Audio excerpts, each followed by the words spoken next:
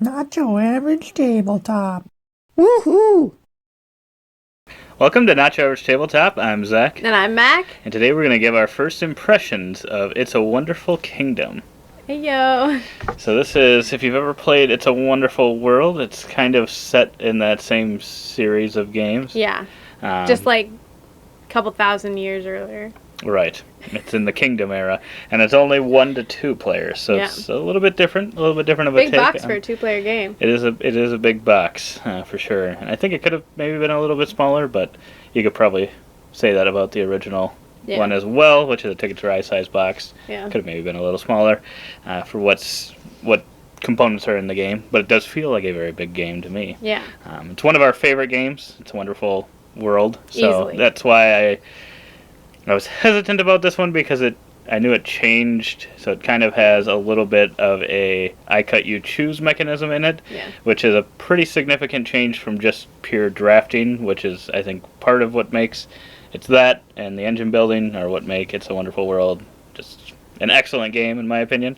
So I was worried, but I'm like, It's a Wonderful World is like a 10 to me if this is just close to that good, even if it's not the same. It should be able to be. And we pretty play good. Wonderful World quite often because it's a hit with our gaming group, and I think we play it at 2-player sometimes too, and it's good at 2-player. Mm-hmm. So it was kind of like, should we do this? But I was like, how do you not play? I mean, it's like and I like the setting. I think I like the setting more. Yeah. So that was a part of it too, and we did get it to the table. We've played it one time so far. Yeah. And I would say, or what would you say, are your first thoughts on the game? I'm scared to say because I'm afraid of what your first thoughts are. Why? I don't know. I feel like you can have different first thoughts. I know, but they don't have to be the same. I know, but I hate disappointing you. Oh, I thought you were gonna say I hate the game. No. I'm like, okay, I didn't quite get that thought from it. I thought maybe you didn't like it as much, but I didn't think you hated it. I don't hate it. I mean, obviously the card building and like that whole machine engine building, whatever, is very much the same, where you're filling out the cards and producing and stuff. And so obviously that's a 10 out of 10 because it's right from It's a Wonderful World. However, that deck draft, you pick, I choose, whatever. I cut, you choose? Yeah, that one. That is hard. That is really hard for me. I think it's going to take practice for me to get good at that. And so I'm like, I think it's just practice that it's going to take. But it's very much like game theory, because it's like, if I put this one here and if I put this one there, like, which one do I want? And which one is he going to choose? And can I live with it if I don't get this one, or if I do get this one? And what if then you add in this piece of like, hey, you can put this one, or you can put 2 cards face down so that they have to guess, and you have these negative cards, and there's these special cards in it, so like that can help you with the drafting and other pieces of the game. But I think what I found out is typically in It's a Wonderful World, I tend to try and stack up and try and get some cards and kind of go for it. And I couldn't do this in that game because I had very little control over what I was able to draft, probably because I didn't understand the cut choose piece of it really, like through all 4 rounds. I was like, so wait, how many cards am I gonna get? Am I gonna get a chance to lay these cards out? Like, which ones should I be putting out that help me, not him, or whatever?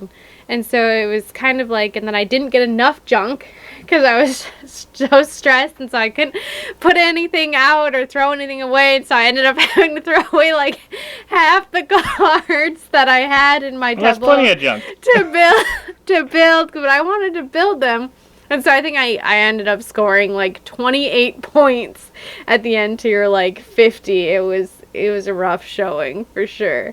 So I think I just really struggled with that piece of it. But I would agree that what part of what makes, I think this helps you see really what makes It's a Wonderful World the game that it is this part of the smoothness of the drafting. Yep. And knowing exactly what you're going to get. Mm-hmm. I'm getting this card because I want to build it. I'm getting this card because I want to trash it. You know those things right off the bat. In this one, you might know those things, But like you said, each time you're putting out 2 cards, and there's 2 piles that you can put them in. You can put them both in the same pile. You can put them in 2 separate piles. Each round you're given a batch of cards, kind of like It's a Wonderful World. But you're given 1 bad card. So you know your opponent has 1 bad card. And I think there's different modules, so that'll change up the game a little bit each time too. This one, you just pretty much, if you got the card, it was just negative points at the end. You just were forced to put it in your tableau. Didn't really do anything outside of that, but there are some other ones you can do that kind of change it up even more. But in this one, and then you get 2 tokens, so during your 8 cards, you can choose to have 2 of them flipped upside down. So you could either maybe put a bad card upside down, or you could flip over and I 2 good cards that you don't want them to know, like, oh, they'll be able to see that you really need those cards. And I almost wish that those 2 tokens didn't get automatically flipped on a new round, because if there was some mechanism where you had to like pay to flip them, or if it was like a card like ability to flip them, like a reward, when you complete a production card, because then I think it allows you to use those, or it would push you to use those more sparingly, and like the mystery of it is more of a push. But when everybody can lay 2 cards upside down, it's kind of just like, I don't know. You come under the assumption that, of course, they're the bad ones, so you could use that against you, but it just kind of felt like, I don't know. I think it keeps it interesting. I think otherwise there wouldn't be enough mystery, and it would just be pure, like, okay, is me taking, if you know the negative cards with a card that you want, is me taking that negative card going to be worth it for me to get that card that I want? Yeah. I think then it would just become too mathematical. I think that gives a little bit more of a mystery to, I'm going to put a card that I know my opponent really wants here, and then I'm going to flip one upside down. Maybe that's also a good card. But now they think that it's a bad card because I put it upside down. That's what I'm saying. Is like, I suppose you could use the reverse psychology of it. Right. But It just makes them think a little bit more. And I think there was actually a time or a round where I didn't use either of them. I know. And yeah, I don't think you need to necessarily use them. So you maybe could do something like that, or have something like that. But I don't know that would necessarily be needed or change it any. Yeah. But I would say that takes away from the smoothness of it. So it's not quite up there, but not 100% sure. This one's definitely going to take more plays to really see where it falls. I think right now for me it's a 7 to 7.5, but I can't really tell if it's going to be one where when you play it more often you kind of know what to kind of offer in both piles, or make it a little more like evened out. Yeah. 'Cause I know there were some times where I did try to trick you, and then you took that, so you got 2 good cards, and then I got none or something. So there's a chance that you get unequal amount of cards too, because you can just keep stacking. Yeah. You could put all the negative cards on one, and put like cards your opponent might want all on one, so they could get a lot more cards than you, but they might be taking the negative cards. Yeah, and it's interesting too, because I feel like with It's a Wonderful World, it took, I definitely felt like we played it a lot and got decent at it, or got comfortable with it, and then we started introducing it to others, and it definitely felt like we had the upper hand in that game, because you know how to draft, or you know kind of how to set expectations for drafting and kind of what you need and stuff. But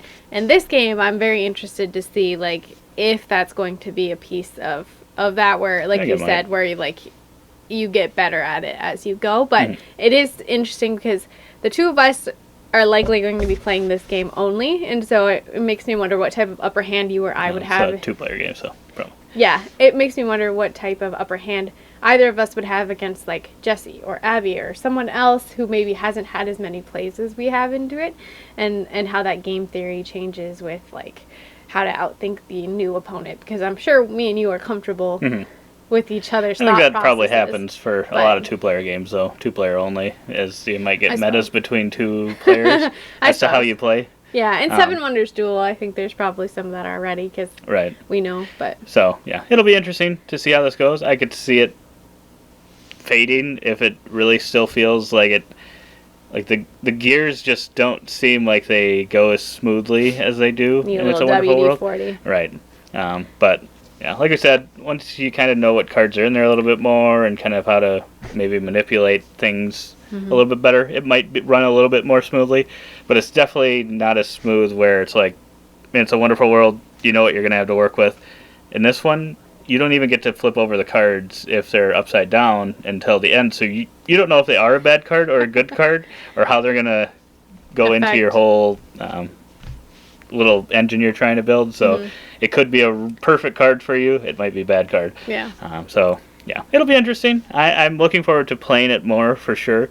But we'll see. It's definitely not as smooth for me as that. Yeah, I would rate it a 6.5, maybe a 7. It's just so hard because when you put it up against It's a Wonderful World, it just really... That's the tough part. It can't mirror it. And so I feel like that alone hurts it.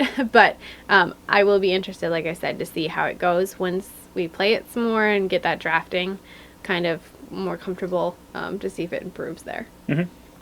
Yeah, but otherwise, we'll have an unboxing video to go along with this one, so if you want to see kind of what comes in the box, you can check that one out. There's a pretty new color, hint, hint. Oh boy, you better check it out right now. Go check it out right now if you haven't already. Otherwise, we hope to see you on that video, and as always, don't forget to keep on nibbling on our content.